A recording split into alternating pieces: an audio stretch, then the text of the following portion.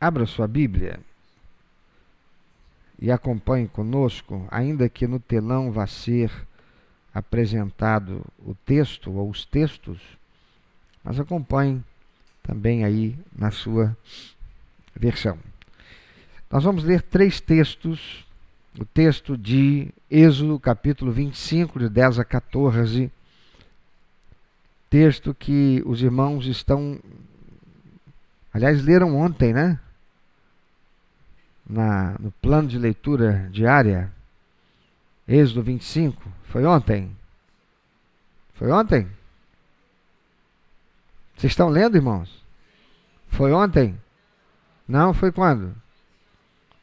Anteontem? Êxodo 25?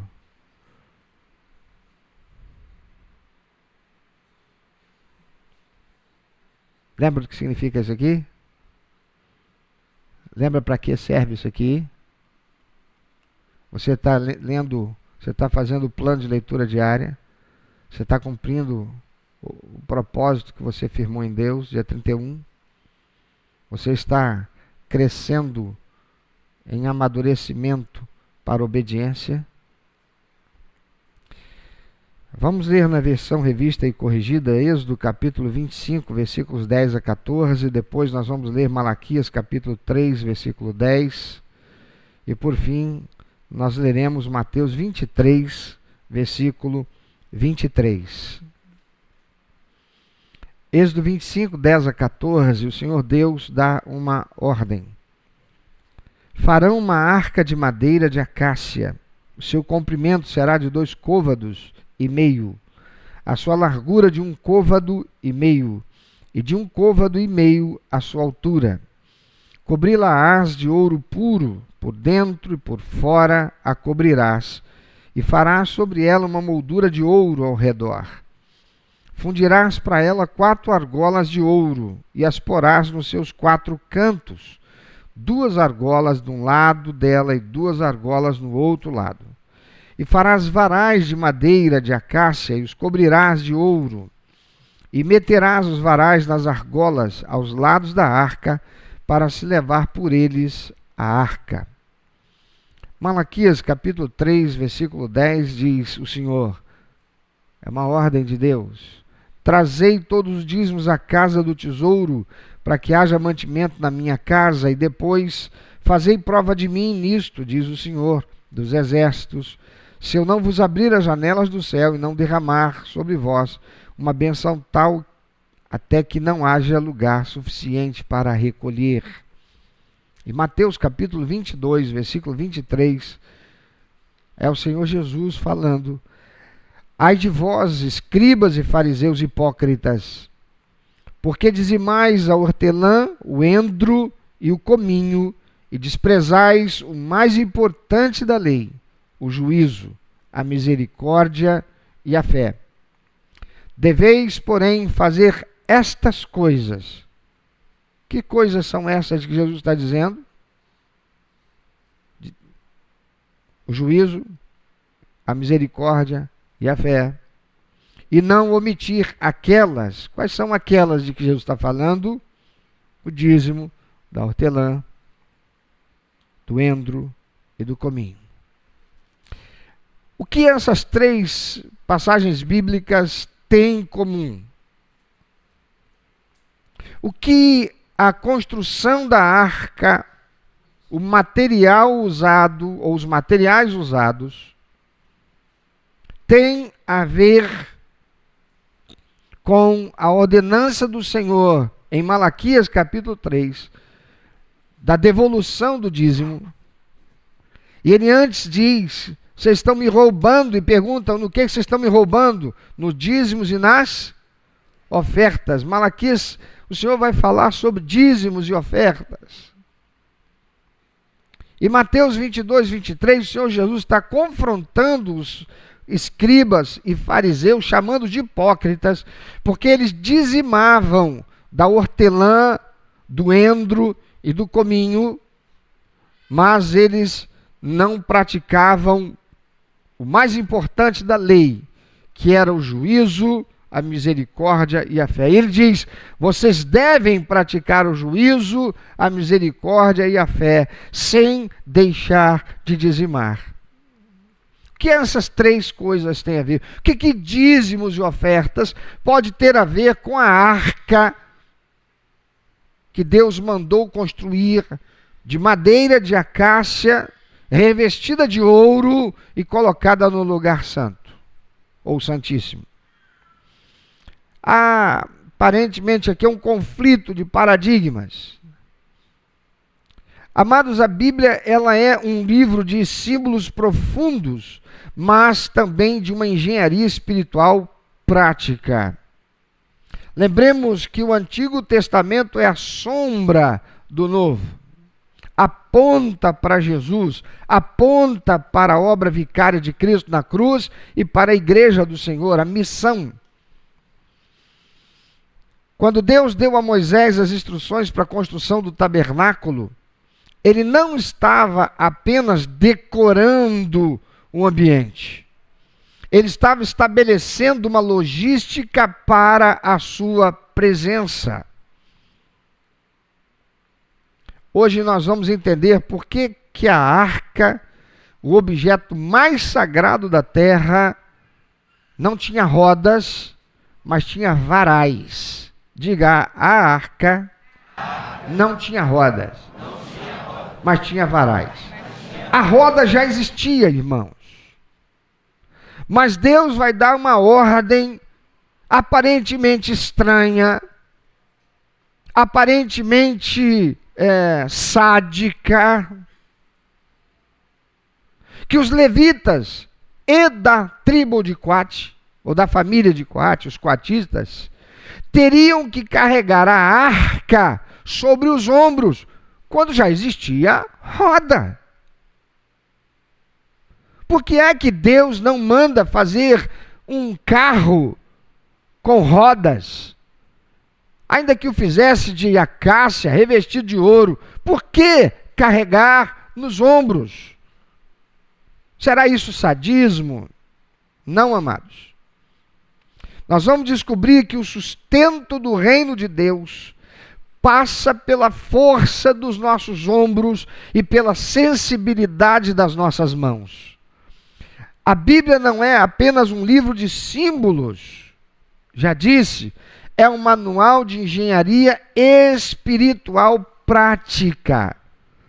Ao ordenar a construção do tabernáculo, Deus estava estabelecendo ali a logística da sua presença. A arca, amados, ela era, para aquele tempo, o trono de Deus, mas os pés desse trono eram os ombros dos homens. O sustento do reino não é um sistema de arrecadação, mas uma tecnologia espiritual do transporte da glória que envolve os nossos ombros, representados pelos dízimos, e as nossas mãos, representadas pelas ofertas. Lá no Egito, as divindades eram transportadas em carros luxuosos. Quando você vai olhar e fazer uma pesquisa a respeito da mitologia egípcia, você verá que o deus mais importante deles, o deus Sol, Ra, é representado por uma pessoa em cima de uma barca no céu. Tem inclusive um filme, me esqueci agora, em que se passa lá, ou no Egito antigo, falando sobre a mitologia egípcia, em que um dos seus deuses, na batalha, ele perde um olho. E ele era um dos filhos de Ra. E aí ele consegue ascender e vai até ao céu para encontrar Ra, e Ra está numa barca. Quem se lembra? Alguém já viu esse filme? Sabe de que filme estou falando? Lembra o nome desse filme? Deuses do Egito, isso mesmo. Filme Deus do Egito. Você vai entender agora por que Ra está numa barca e ele todos os dias ele empreende uma batalha contra uma grande serpente que vem para engolir a terra. E a serpente seria a noite. Então, na mitologia egípcia, a cada 24 horas, Ra empreendia uma batalha contra aquela serpente maligna que queria engolir a terra e transformá-la em escuridão. Entendeu agora o contexto daquele filme? Pois bem, Ra é simbolizado assim, é visto assim, é representado assim nas pinturas. Ele está numa barca, atravessando o céu.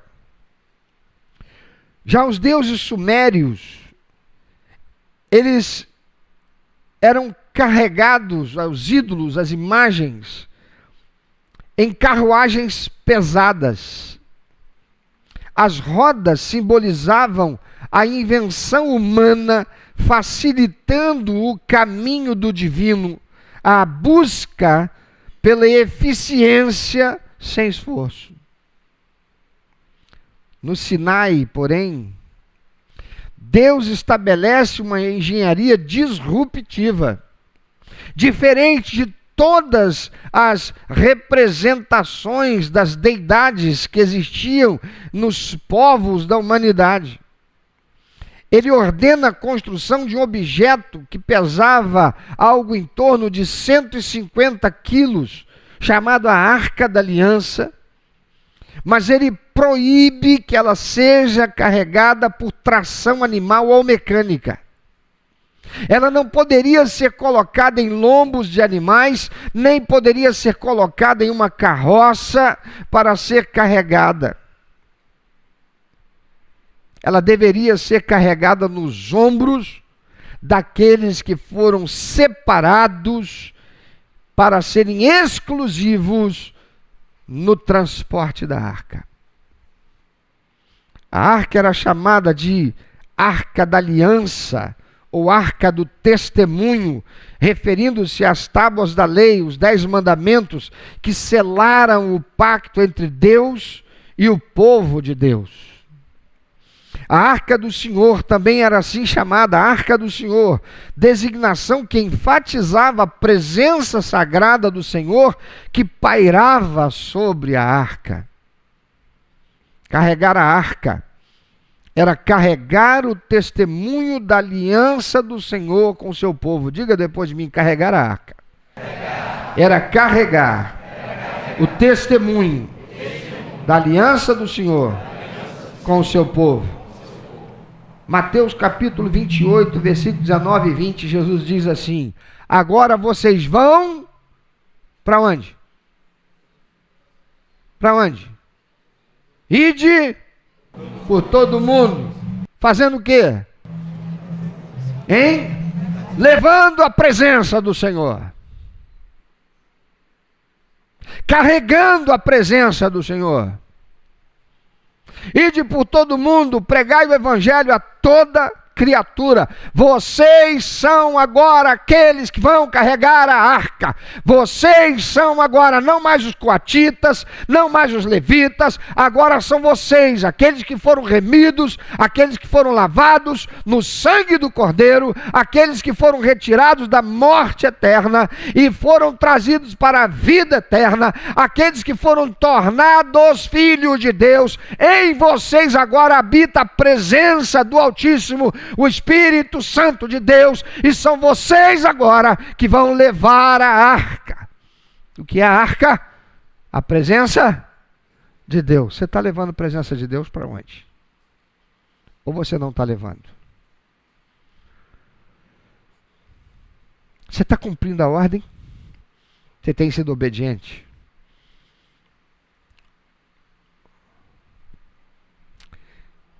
Carregar a arca era carregar o testemunho da aliança do Senhor com seu povo. Mas a arca ela era, ou ela foi construída com dois elementos importantes estabelecidos pelo Senhor: a madeira de acácia e o ouro. A acácia era a única árvore que sobrevivia ao clima hostil do deserto. Você não encontra cipreste no deserto. Você não encontra mogno no deserto. Como é que é o nome daquela madeira do caibro, que é resistente? Estou falando com o cara da obra. Mas deu branco. Chega a hora que dá aqui mesmo. Maçaranduba. Você não encontra maçaranduba no deserto. No deserto você encontra acácia. E na botânica bíblica, ela representa a humanidade resiliente, porém espinhosa. Dá uma olhada para quem está ao teu lado. Isso tem espinho, meu irmão. Não parece, né? Mas isso aí tem espinho.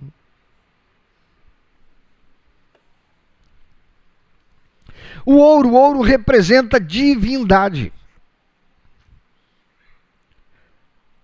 Qual a implicação disso? Deus toma a nossa humanidade limitada e a reveste com a sua glória, mas Ele não remove a nossa estrutura. Ele quer que a sua presença seja carregada pela nossa natureza redimida em Cristo Jesus. Qual é o mistério dos ombros? Diferente das divindades pagãs, como antes eu disse, o Deus de Israel escolheu ser carregado por seres humanos. Isso, amados, humaniza a liturgia e estabelece que a presença de Deus no mundo depende da cooperação do seu povo. Lá no hebraico, ombro, Shekem, refere-se ao lugar onde se coloca o fardo.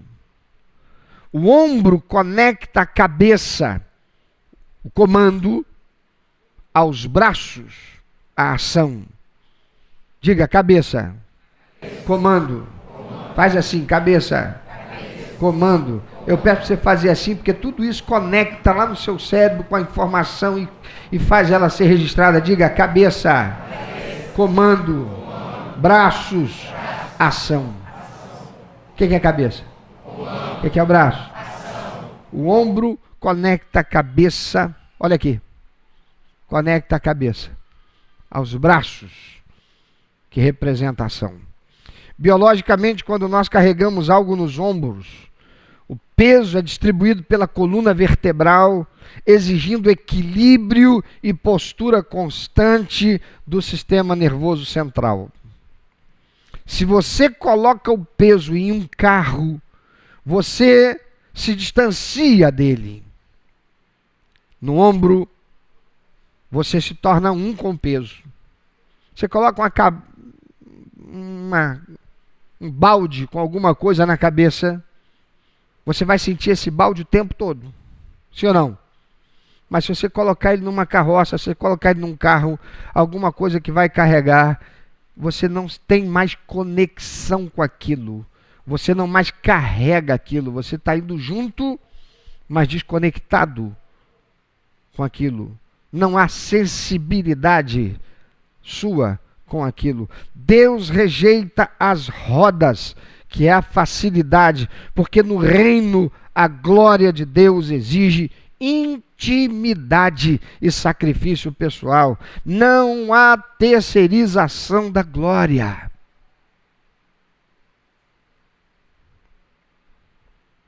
E o que são os ombros e as mãos?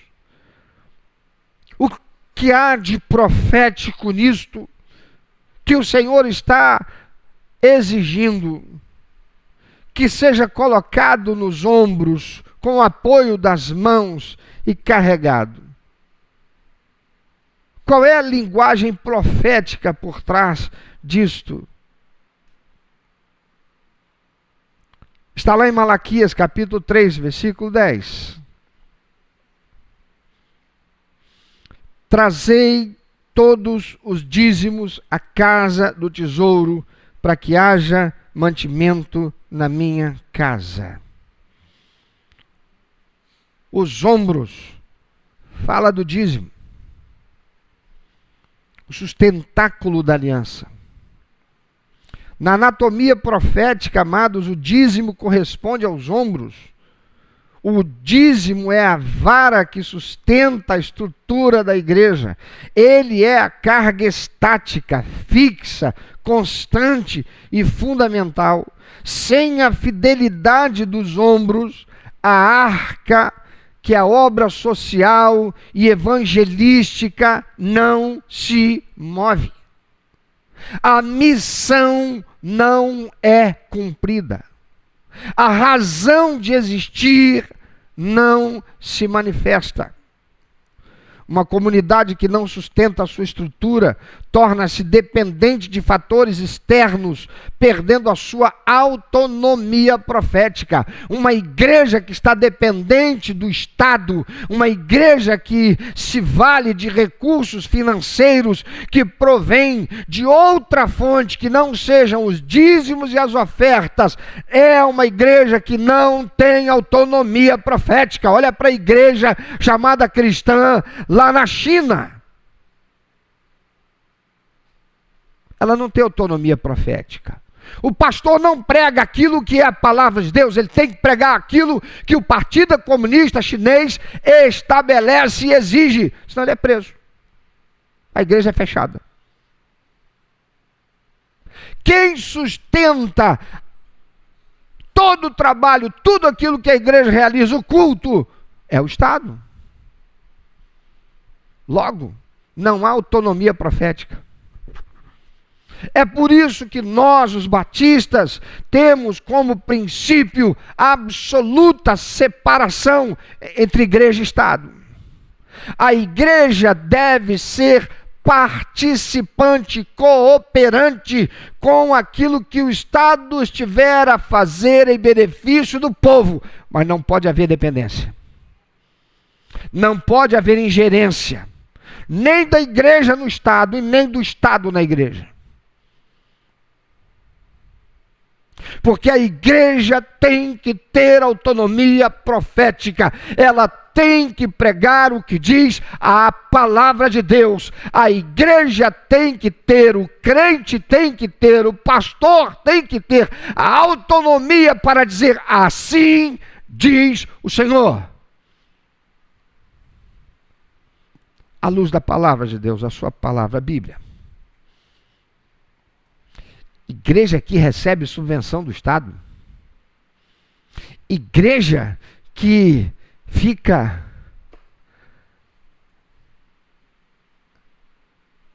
fazendo ONG dentro da sua estrutura, tornando a igreja uma instituição não governamental para angariar recursos financeiros provenientes do dispositivo da lei que permite às empresas a investir parte daquilo que deveria pagar como impostos.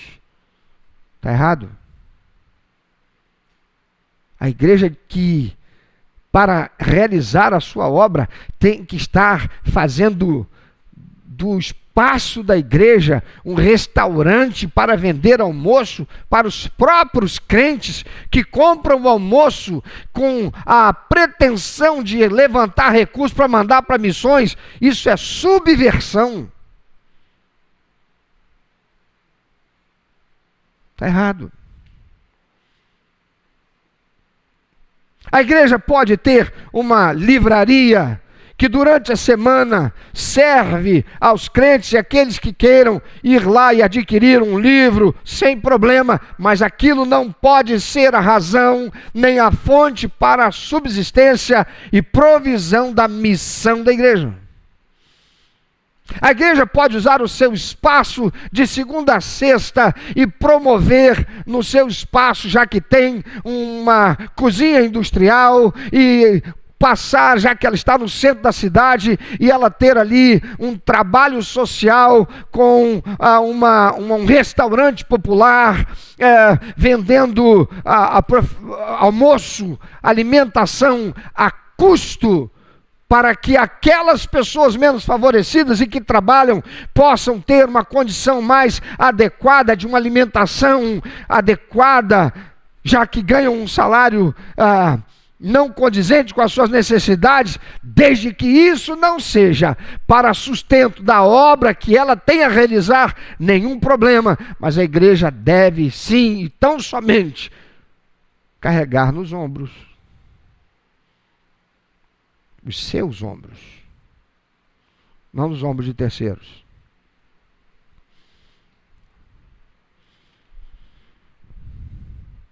Uma comunidade que não sustenta a sua estrutura torna-se dependente de fatores externos, perdendo a sua autonomia profética. Deixa de ser a igreja de Cristo para ser apenas mais uma instituição que está ali para ganhar dinheiro.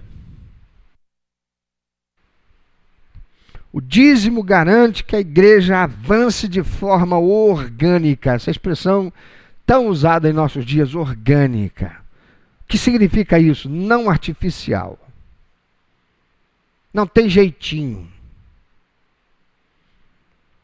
O dízimo treina o ser humano para o desprendimento das coisas materiais, curando a patologia da escassez.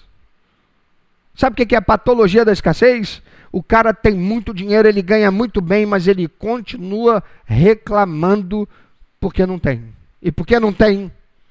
Porque quanto mais tiver, mais gasta. Estava desempregado, não tinha salário. Passou a ganhar um salário mínimo. Uhul! Procura ele 3 meses depois, que dinheiro já não está dando para mais nada. Recebeu um aumento, dobrou o salário. Procura ele daqui a 3 meses, que dinheiro já não está dando para muita coisa mais, já está todo apertado. Qual é o nome disso? Patologia da escassez. Me lembro de um testemunho que eu ouvi e constatei, porque eu fui em Brasília, naquela igreja, e tive contato com aquela pessoa. O pastor disse: pastor, lembra aquele testemunho que eu contei lá na sua igreja? Lembro. Aqui, irmã, vem cá. Conta para o pastor, a senhora trabalha em quê? Eu sou copeira no hospital. Há quantos anos a senhora trabalha nesse hospital? Aí eu nem lembro quantos anos, acho que eram uns 10 anos naquele hospital. É verdade que a senhora já emprestou dinheiro para médico? Várias vezes. Aí você ganha mais do que o médico? Ela diz: quem dera eu. E como é que médico te pediu emprestado? É porque de vez em quando eu vejo um choro. Uma vez um médico, eu vi ele chorando, reclamando lá, triste, moado, porque ele estava com uma situação apertado. Eu tinha um dinheirinho guardado e eu virei para ele: doutor, se o senhor aceitar, eu tenho dinheiro, eu tiro da poupança e o senhor depois repõe com o valor da poupança. Está tudo bem. Ele disse: você tem esse dinheiro? Eu falei: tenho. Como é que você tem esse dinheiro? Ela disse: eu sou dizimista. Eu honro a meu Deus. E a palavra do Senhor diz assim: o Senhor é o meu pastor. De nada terei falta. Mas não é porque Deus faz chover, não. É porque eu aprendi que dinheiro não manda em mim. Sou eu que mando em dinheiro. Eu fui liberta da patologia da escassez. Ela não usou esse termo, quem está usando sou eu. Eu antes era agarrada, pegada a dinheiro, nunca tinha nada. Quando eu me converti e eu me tornei serva de Jesus, eu aprendi que todas as coisas Deus fez para me servir. E eu estava servindo as coisas.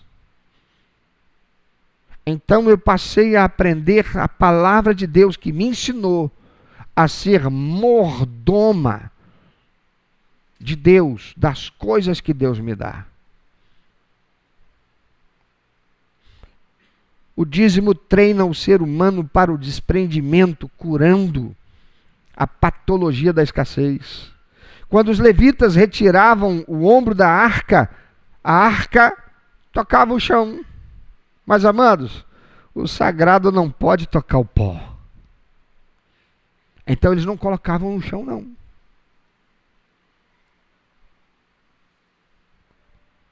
O dízimo impede que a obra de Deus seja humilhada por falta de recursos. Ao longo da minha vida encontrei vários pastores. E ao longo do meu ministério eu recebi inúmeros pedidos de pastores.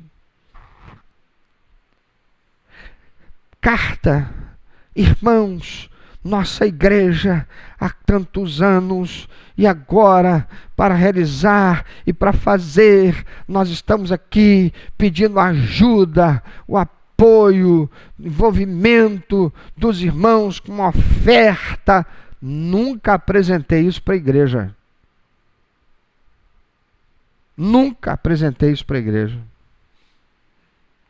Por quê? Porque uma igreja e um pastor que pede para outra igreja e para outro pastor para arcar com a responsabilidade e sustentar financeiramente a obra que ele deveria estar realizando é porque ele não está trabalhando.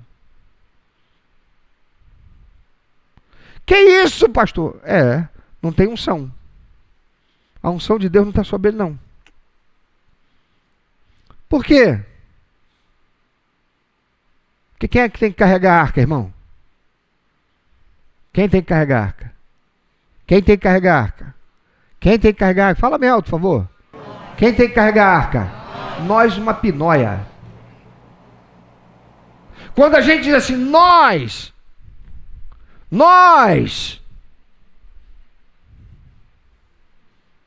é qualquer um. Quem tem que carregar a arca? Eu. Eu sou membro do corpo. Se eu sou membro do corpo, onde fica o meu ombro? Onde fica meu ombro? No corpo. Quem é a cabeça do corpo? A Bíblia diz, quem é a cabeça do corpo? Cristo. E o ombro? Quem é? Quem é o ombro?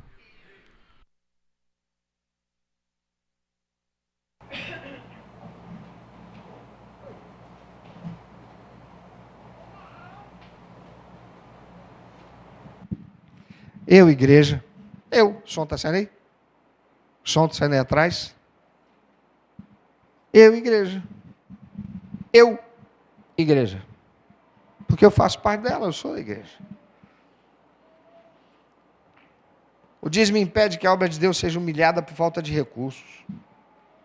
Eu nunca mandei carta para a igreja nenhuma dizendo, olha, nós estamos aqui em obra de reforma. Olha, eu cheguei aqui e descobri que a igreja tem 61 anos, são 5 terrenos, nada aqui está em nome da igreja, tudo em nome da Sociedade Patrimonial Batista, e a igreja ao longo de todos esses anos tem sido um impedimento, um empecilho, um estorvo, um problema para muitas igrejas que poderiam ter o seu patrimônio transferido para o seu nome, não pode, porque a Sociedade Patrimonial Batista está suja, porque a igreja que eu assumi, ela nunca pagou IPTU. Então vocês me ajudem aí para eu poder levantar o dinheiro para resolver. Eu fiz isso não. Eu coloquei o joelho no chão e orei e disse, Senhor, essa igreja é do Senhor. Se quem estava aqui antes não tinha a unção do Senhor para resolver isso, eu me coloco na brecha, porque eu nada sou, mas com o Senhor eu posso todas as coisas, porque é o Senhor que fortalece. Então abençoa. Disseram, amaldiçoando, vai fechar as portas, que a gente está indo embora, e aí a igreja não vai ter mais dinheiro, porque nós éramos aqueles que sustentávamos a igreja. E aqueles eram tudo demônio indo embora, porque quem sustenta a igreja de Jesus é quem? Quem sustenta a igreja de Jesus? Jesus usando quem? Usando quem? Eu. Usando meu ombro. É Ele que me dá a força que eu preciso. E eu vou levando.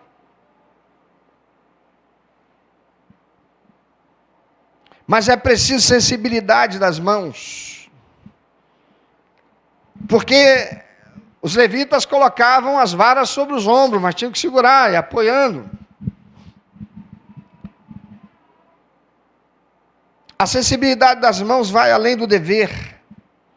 Isso nos remete a Mateus capítulo 23, versículo 23, que lemos. Leia bem forte, por favor, o que Jesus vai dizer. Pode ler? Ai de vós, escribas e fariseus, hipócritas, pois que dais o dízimo da hortelã, do endro e do cominho, e desprezais o mais importante da lei, o juízo, a misericórdia e a fé. Deveis, porém, fazer essas coisas e não omitir aquelas. Tem gente que diz, dízimo é coisa do Antigo Testamento, não existe lugar nenhum no Novo Testamento que fala que tem que entregar dízimo. Ah, é? Então você nunca leu esse texto. Ah, mas Jesus está falando para os escribas e fariseus. Quer dizer que tudo que Jesus ensinou foi para escriba e fariseu, não serve nada para a gente.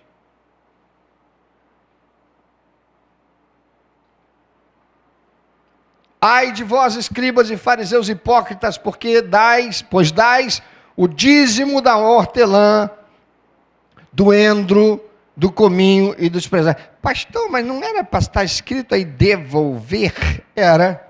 Por que está dar? Porque quem fez a tradução colocou dar, mas a palavra dar aqui não é o que deve, porque o sentido é, eu devolvo aquilo que não é meu. Se dízimo é de Deus, é ordem dele, 10% de tudo que vocês ganharem é meu, me devolvam.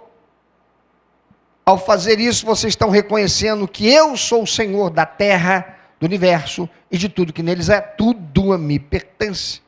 A prata e o ouro são meus. Pois que dais o dízimo da hortelã, do endro, do cominho, e desprezais o mais importante da lei, o juízo, a misericórdia e a fé. Deveis, porém, fazer essas coisas.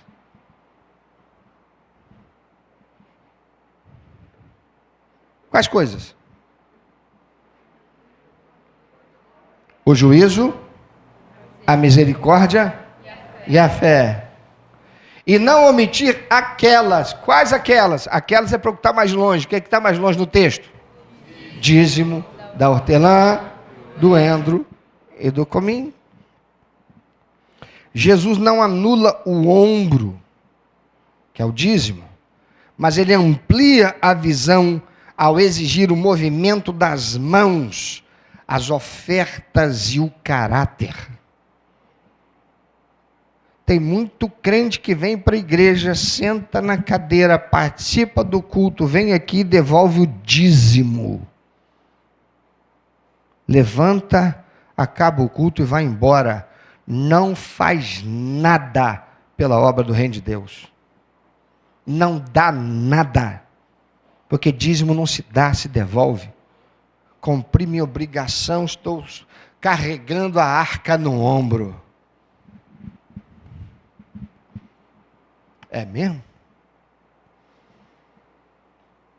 E por que a vida não muda?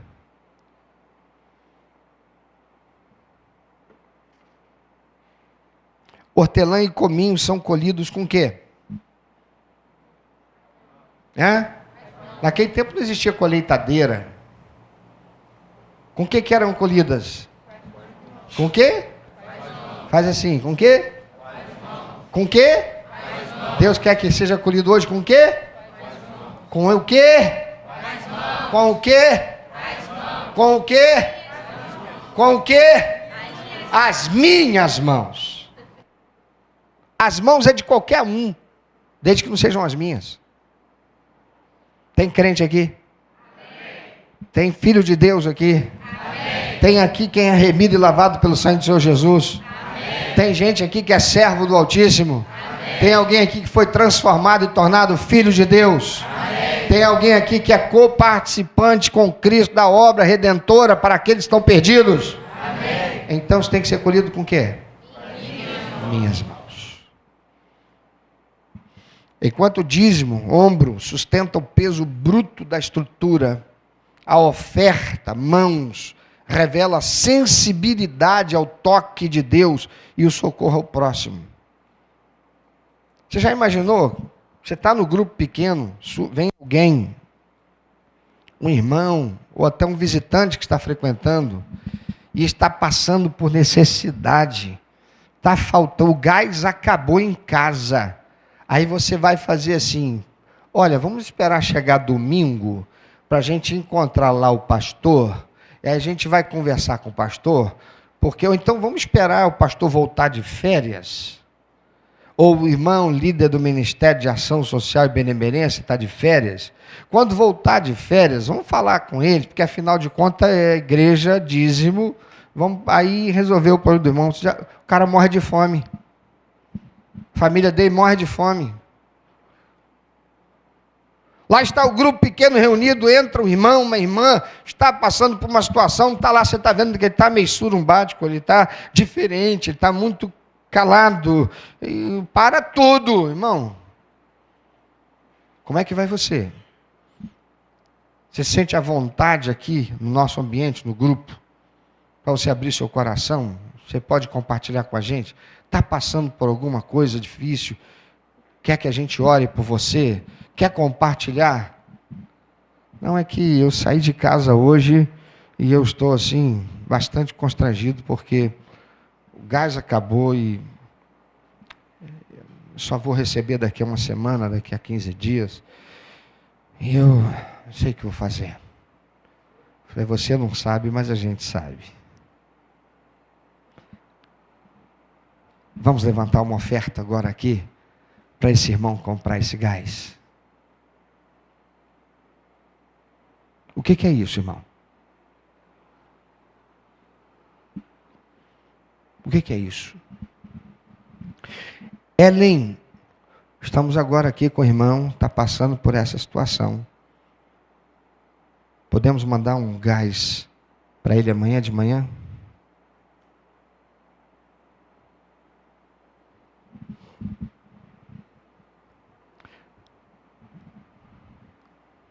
Tesoureira, tem dízimo aí para poder comprar um gás?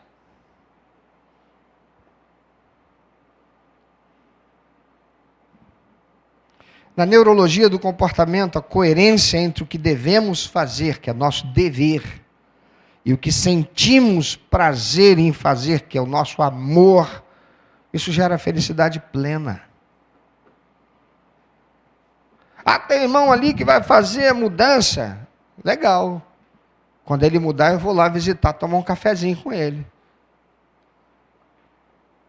O servo do Senhor, o crente, cristão, discípulo de Cristo, pega e diz assim, que dia que vai ser a tua mudança? Ah, vai ser dia tal. Legal. Já tem carro para fazer a mudança? Ainda não sei como é que eu vou fazer isso. Eu preciso mudar, mas eu estou meio com dificuldade aí. É?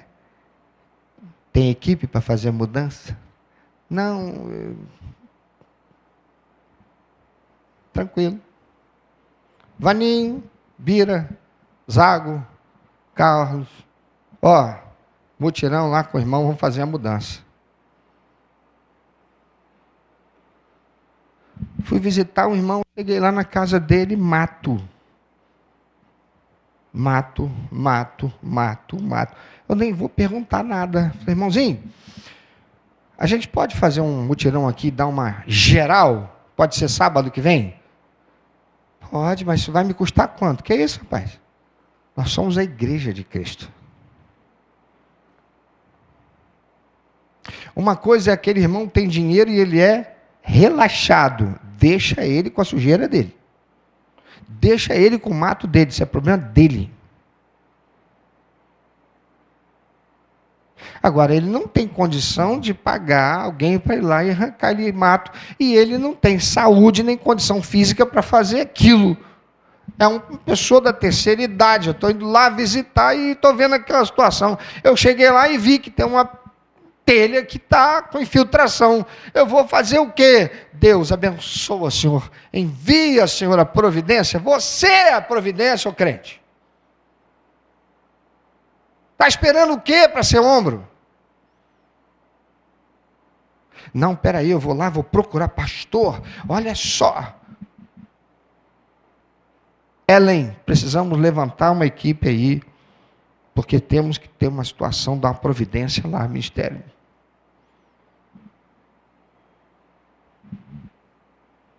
Olha para quem está do teu lado.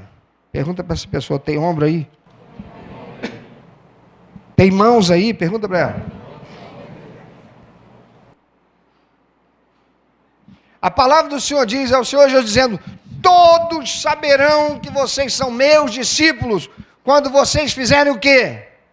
Se amarem uns aos outros. Amar é verbo, é colocar em prática. Alexandre está em casa, mas estava hospitalizado. Você podia ter ido lá fazer uma visita aí, expressar carinho e amor? Não? Por que você não foi? A Cris está em casa. Você ligou? Posso fazer uma visita hoje? Posso fazer uma visita amanhã? Aí não vai não, porque se for todo mundo visitar, pensa, o irmãozinho vai ter que, na cabeça dele, cara, é muita gente para eu fazer café todo dia. Né? Já vai levando o bolinho.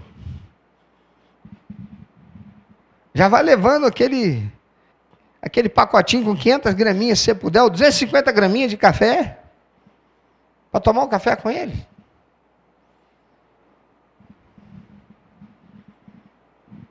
Tem ombro, irmãozinho aqui?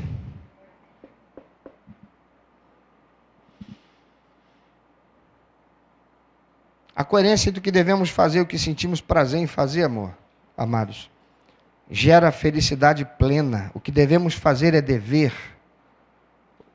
O que sentimos prazer em fazer é amor. O fariseu, ele tinha ombros fortes. Ele chega com muito dinheiro, ele dá dinheiro. Ele ora, Senhor, obrigado, porque eu jejuo 3 vezes por dia, eu sou dizimista fiel. Eu disse, esse aí saiu, ele já saiu levando com ele os méritos dele. Lá vem a viúva, pobre, de tudo que ela tinha, ela deu. E Jesus diz, essa adorou o Senhor. O publicano entra quebrantado, bate no peito, nem levanta a cabeça e diz, Senhor, tem compaixão de mim, que sou pecador, não mereço nem levantar os olhos. E este saiu justificado. O fariseu tinha ombros fortes, mas mãos atrofiadas. Carregava o peso, mas não entendia, ou não estendia a misericórdia. Os ombros sustentam a arca. As mãos oferecem o incenso. E uma igreja só de ombros é rígida e fria. Uma igreja só de mãos não tem estrutura e desmorona. Eu vi de uma pessoa, certa vez, que disse o seguinte, olha, desculpa, mas eu não gosto muito da sua igreja, não. Eu gosto mesmo da igreja que eu frequento aqui. Falei, por quê? Qual a diferença? Naquela igreja que eu frequento aqui, o culto dura 40 minutos cravado. E lá ninguém fala de dízimo, ninguém fala de oferta, ninguém passa sacolinha, ninguém recolhe coisa, nada. Quem quiser dar alguma coisa, dá. Eu fui procurar o pastor, ele disse, não, aqui a gente não aceita nada não.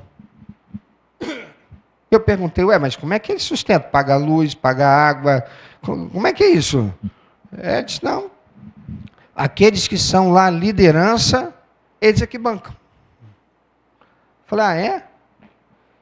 Então lá não tem pastor? Tem. Ele foi para o seminário, fez faculdade de teologia? Não. E como é que ele é pastor? Ele é levantado pastor porque ele tem unção, ele tem capacitação e ele é empresário. Ele não precisa da igreja para nada. Então a igreja não é de Jesus, a igreja é dele.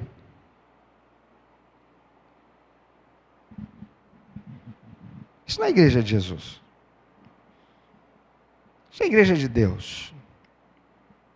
Uma igreja só de mãos não tem estrutura. Vai desmoronar. Uma igreja só de ombros é rígida e fria.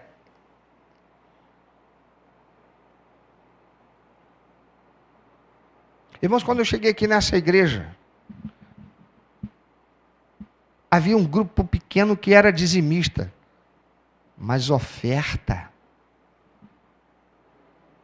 Não existia oferta. Ah, não, existia. Um tipo de oferta que era assim: campanha de missões.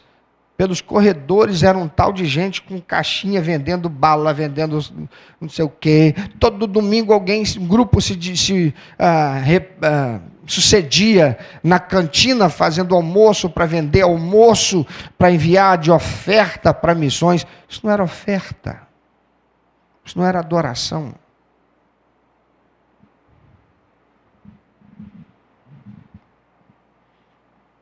E quando a igreja foi sendo ensinada, o que é que o padrão, qual era o padrão de Deus para ser igreja?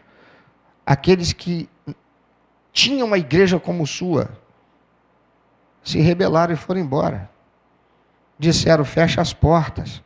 27 anos depois a nós aqui. 27 não.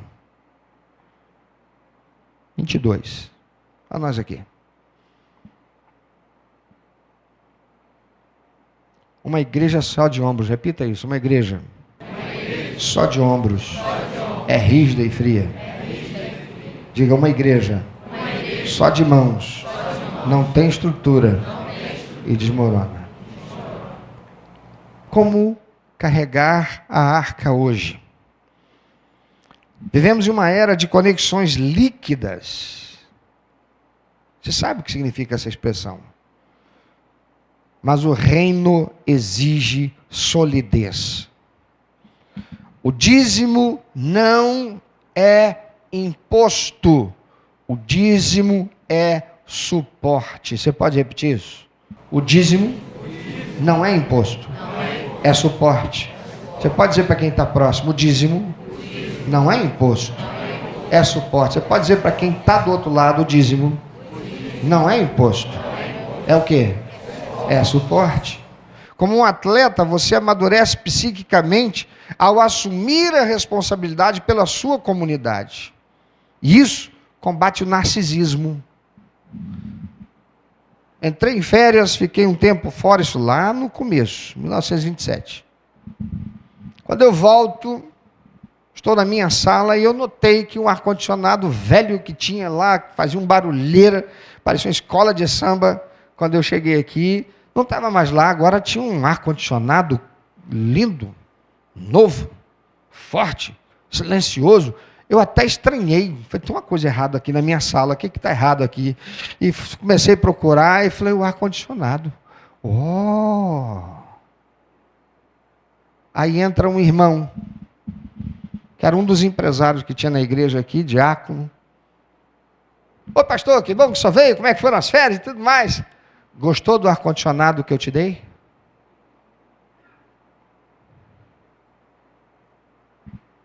Não foi a igreja.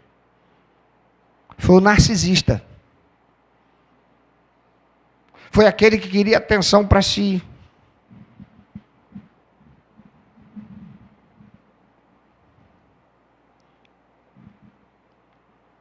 Dízimo não é o quê, irmão?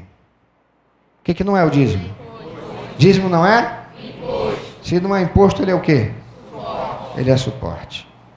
E como um atleta, você que é dizimista fiel, amadurece psiquicamente ao assumir a responsabilidade pela sua comunidade, mas não fazendo você o protagonista.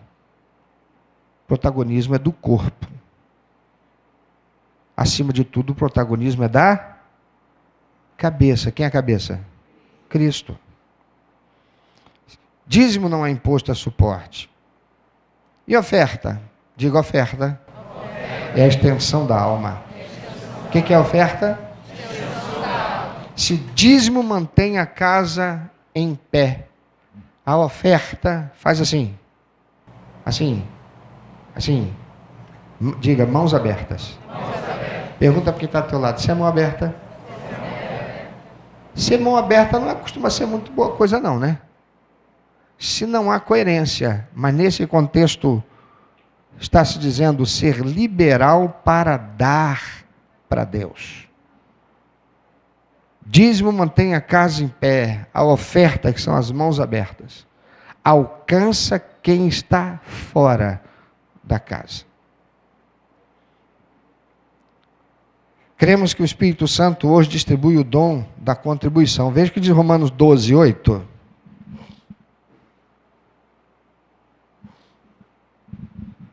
Pode ler bem forte. Paulo falando sobre os dons espirituais na igreja, o que ele diz?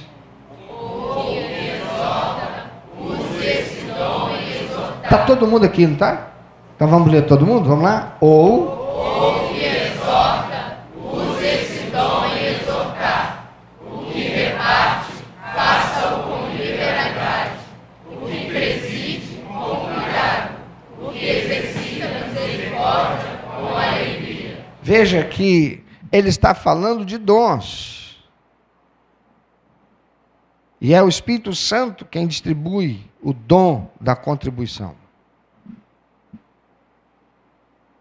Ah, mas então, fulano tem o dom. Desculpa, mas o Espírito Santo não me deu esse dom. Por isso que eu não oferto. Então você está com um problema de relacionamento com o Espírito Santo. Ele capacita os nossos ombros para que o peso do ministério não nos esmague. Então, nos fortalece. A obediência, amados, não é apenas o que fazemos, mas é como fazemos. No episódio de Davi, a arca, lá em 2 Samuel capítulo 6, lembra de Uzá? Vai segurar a arca e morre. Houve boa intenção em transportá-la. Davi pensou, vou dar o melhor para Deus, vou fazer uma arca, vou fazer uma carroça novinha, vou colocar bois que nunca puxaram nada, nunca trabalharam para ninguém, vai ser de Deus. A intenção foi boa, mas houve desobediência técnica. Não foi assim que Deus deu ordem para carregar a arca. Por isso que quando os bois tropeçam e a arca escorrega, Uzá vai lá com a melhor intenção e ele usa a sua força e segura a arca. Ela não cai, mas ele morre fulminado. O que Deus estava dizendo ali? Foi assim que eu falei para fazer? Vocês estão me tratando como os ídolos dos povos ao redor, esses deuses falsos, que precisam ser carregados em carros. Eu tenho uma razão pela qual eu disse, é pelos levitas da família de Coate sobre os ombros. Muitas vezes queremos obedecer a Deus do nosso jeito, usando as rodas da facilidade e do pragmatismo moderno. Eu já ouvi muita gente dizer assim, eu não vou à igreja, eu amo Jesus, ou então eu sou membro da igreja, mas eu não concordo que o dízimo tem que ser entregue na igreja, não. Eu entendo que o dízimo é para fazer o bem. Então eu tenho lá pessoas, eu vou eu tenho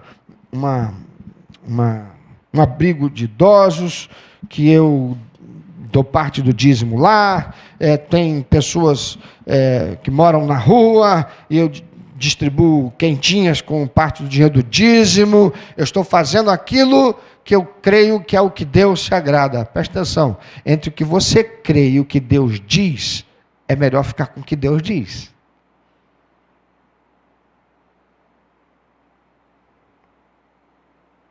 Mandorinha só não faz verão. E a palavra de Deus é muito clara. É a igreja quem consolida, recebe. É a igreja que é o corpo de Cristo.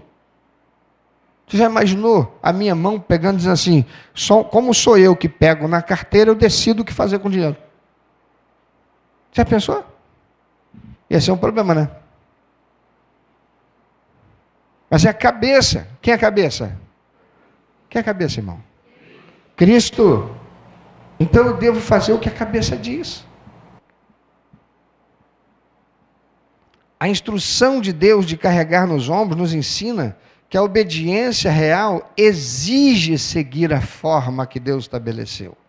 Obedecer no dízimo e nas ofertas é aceitar a forma que Deus escolheu para sustentar a sua obra, rejeitando os atalhos que o mundo nos oferece. Dizer eu obedeço é fácil.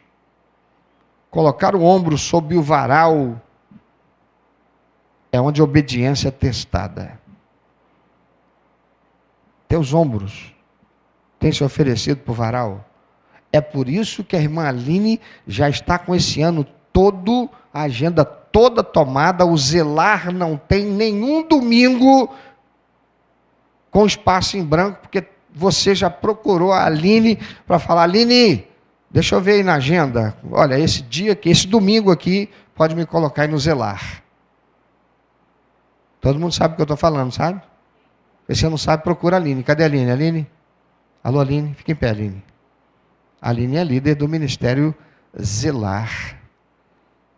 Todo domingo tem um irmão que na parte da manhã e outro na parte da tarde cuida do espaço, para que esse espaço possa estar limpinho, organizado, arrumadinho, para que a gente possa cultuar a Deus e dar a Deus um culto com excelência. Obrigado, Aline. Então é por isso que... Tem não, né, Aline? Né, Aline? Você não tem lugar nenhum, né, Aline? Está faltando nada, né? Todo mundo te procurou. Pensa. Dizer obedeça é fácil, irmão. Colocar o ombro sobre o varal é onde a obediência é testada. A obediência amadurece o caráter através do compromisso. Quando o crente decide ser fiel nos dízimos, ombros, ele está exercitando a obediência voluntária constante. Diga comigo, obediência voluntária constante. Não é obedecer uma vez. Obedeci. A obediência é um ato que deve ser constante. Obedecer é sustentar. Você pode repetir isso? Pode fazer isso com vontade, pode dizer como quem está realmente entendendo e recebendo essa palavra. Obedecer é sustentar. Obedecer é sustentar. O tema do ano nos convoca a parar de sermos apenas consumidores da glória e passarmos a ser carregadores da glória. Olha para quem está do teu lado e diz, Deus não quer consumidor da glória. Deus quer carregadores da glória. Você está carregando a glória do Senhor. Você está levando ela para quem está nas trevas. Você está sustentando a igreja para levar onde você não pode ir. A obediência é o músculo que se fortalece sob o peso da responsabilidade ministerial. Você já foi na academia? Pelo menos por um tempo? Se você não foi, ao menos você sabe. Quem vai para a academia chega lá encurvado, barrigudo, fraco, sem disposição. Daqui a 3 meses o cara está aprumado, peito de pombo, andando parecendo Robocop, todo musculoso. Mas não é porque ele quer andar Robocop, não, é porque a musculatura apruma ele, né? Ou ela. Já viu? Tem umas aí que chegam andando assim. Né? É a moda sapo. Perna grossa, musculada, até a voz mudou. Eu queria falar, com a sua esposa. Mas sou eu que estou falando aqui, mano. Pois é. A obediência completa, amados, como nós vimos em Mateus 23, exige que o ombro e a mão trabalhem juntos. Jesus diz, vocês não devem deixar de fazer isso e nem aquilo. Vocês não devem deixar de dizimar. Mas vocês devem também praticar a justiça, a misericórdia. Obediência rígida versus obediência amorosa. Obedecer apenas no dízimo por medo é uma obediência parcial. É apenas ombros. E Deus não espera obediência por medo. Deus não quer ser Deus não quer que olhemos para Ele com medo. Ele quer ser amado por nós. Obedecer com justiça, fé e misericórdia, amados, é obediência integral. Mãos. Obediência não é apenas cumprir o dízimo, é também não omitir a misericórdia. Lembra do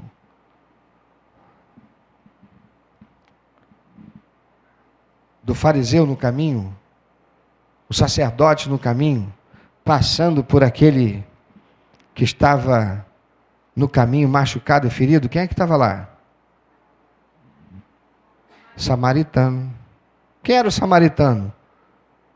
Um povo que não gostava do judeu. Um povo que vivia no meio dos judeus. E nem o judeu gostava dele. E passa o sacerdote, passa o levita, estão indo para onde? Para o templo. Eles vão chegar no templo e vão fazer o quê? Vão entregar o dízimo. Mas agora a oferta da misericórdia, do amor, eles não têm. Por isso eles passam de largo. Está vendo o cara necessitado, está ali arrebentado, os ladrões o agrediram, tomaram tudo dele. Eles passam e largam para lá. Quando você passa na rua e você vê um mendigo, o que você faz? Eu sei. A gente está vivendo uma realidade tão desgraçada que já aconteceu comigo. O camarada chegar para mim, eu estou na lanchonete fazendo um lanche, ele diz assim, o senhor poderia me dar um dinheiro para eu comprar um lanche para mim? Eu falei, você está com fome? Eu falei, perfeitamente. Faça um lanche para ele. Aí ele ficou meio sem ação. Eu falei, não, o senhor pode me dar o dinheiro? Eu falei, não, o senhor está com fome. O rapaz deu o sanduíche para ele, o salgado para ele amassou, jogou fora. Ele estava querendo dinheiro, talvez fosse para comprar crack, não sei.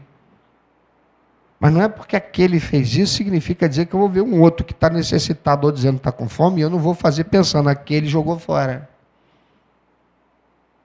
Ele jogou fora, o problema foi dele com Deus, o meu com Deus foi resolvido. Qual foi o meu com Deus? Eu expressei amor. Esse ano nós somos chamados a uma obediência que não é apenas burocrática, amados, mas que sente a dor do próximo e age com generosidade. Tem muito crente que entrega o dízimo, devolve o dízimo, mas faz voto no papel, na palavra, e não cumpre.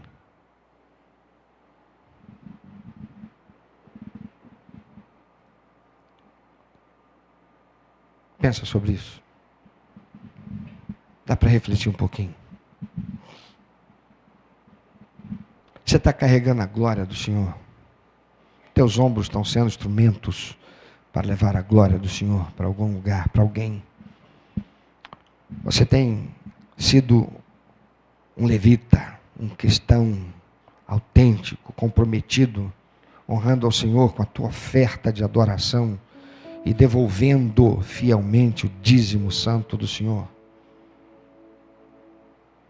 Deus pergunta hoje, onde estão os ombros prontos para o dízimo e as mãos prontas para a misericórdia?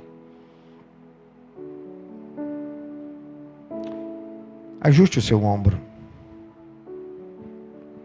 Se você foi negligente, a arca da sua vida está inclinada. Volte à fidelidade, peça perdão para o Senhor. Senhor, eu quero te pedir perdão. Eu vou fazer um voto de conserto, porque eu não tenho nem como devolver aquilo que eu usei. Tem gente que usou o dízimo para comprar um carro, para comprar uma TV nova. E eu já vi gente trazer coisas aqui que foram objetos comprados com dízimo. E trouxe e devolveu ao Senhor como voto de conserto. Senhor, está aqui, ó, eu comprei essa televisão. Não é o dinheiro que eu usei para comprar, porque eu não tenho mais esse dinheiro. Mas eu não vou ficar com aquilo que não vai ser bênção na minha vida, não. Pelo contrário. Eu entrego ao Senhor. O que a igreja vai fazer com isso? Se ela não tiver uso naquilo que é a realidade do ministério dela, vai para beneficência, para ação social, vai ser doada. Alguém precisa, alguém não tem. Mas eu é que não vou ficar com aquilo que traz maldição sobre a minha vida, porque eu roubei de Deus. Faça seu voto de conserto. Abra suas mãos, não seja um legalista seco. Que o seu dízimo seja acompanhado por mãos que ofertam amor, justiça e fé. Carregar a arca era carregar o testemunho da aliança do Senhor com seu povo. Você tem dado testemunho do Senhor para alguém? Você tem buscado cumprir a missão de trazer pessoa para Jesus? As pessoas olham para você e veem que você está levando a arca.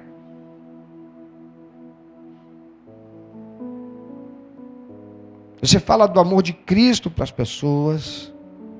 Você expressa amor materialmente falando, porque verbalmente, amor de palavras é elogio. O verdadeiro amor se expressa pela ação. Você tem carregado o testemunho do Senhor até os que precisam conhecê-lo? Você tem suportado o testemunho da igreja com seus dízimos e ofertas? Você que diz que foi salvo pela graça de Cristo, tem obedecido e servido fielmente ao Senhor com seus ombros? Já passou o momento da consagração de dízimos e ofertas e nós já o fizemos. Mas em qualquer momento, é momento de se consertar com o Senhor. Então, toma posição com o Senhor nessa manhã. Talvez você tenha que dizer: Senhor, me perdoa.